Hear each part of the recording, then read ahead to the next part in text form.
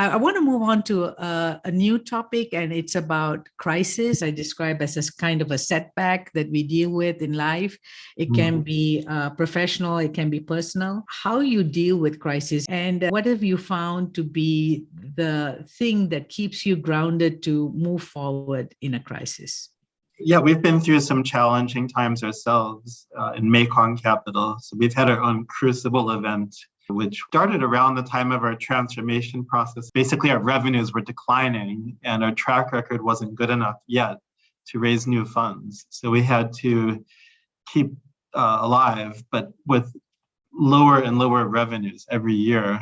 And it was actually ultimately a great experience because it forced us to focus on what really matters and really think through what do we need to invest our time and capital into. And what kept us going was our vision and just sticking to it no matter what, and making it about that future that we're committed to. And I think at that time we had actually very low turnover. We were short of capital and we didn't really have the money to pay the full salaries we had previously paid.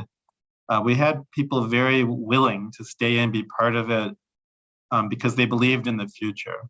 And I think that was critical. If there was no future or they couldn't see the future, people would have all left. But the future was present, it was clear what it was.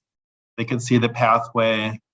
They knew that we were facing challenges at the time, but there was clarity that the future is achievable and this is what we need to do in order to achieve it. And so they stayed. Later, I found out that even some of our team members had got side jobs like at nighttime to just make ends meet, but they still didn't quit. They just needed extra income and they didn't want to quit. So they found ways to get through it. And then, of course, we did, and then became much more successful after that. What you've shared is that the future expressed as a vision has got the power to rally and focus people. Even in the midst of a crisis, that becomes the key thing that you're working towards, rather than get overwhelmed by what you see as a current setback. That's right. Yeah, I think some companies make a mistake of putting all the attention on all the fires that they're dealing with. And they think, oh, let's put everyone's attention on all these fires and try to put out the fires. And then later we'll come back and create a vision. But the fires never go out if they do that way. In fact, what they'll have is a lot of people quitting who don't want to be part of it. They're not going to be able to recruit anybody new.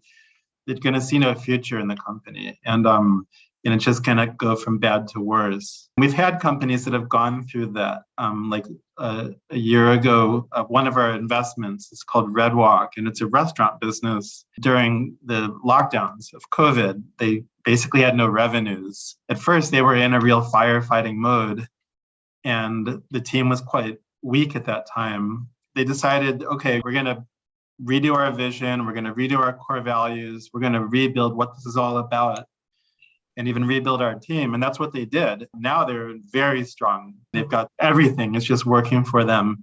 If they hadn't done that, they probably wouldn't have gotten through the crisis they were in.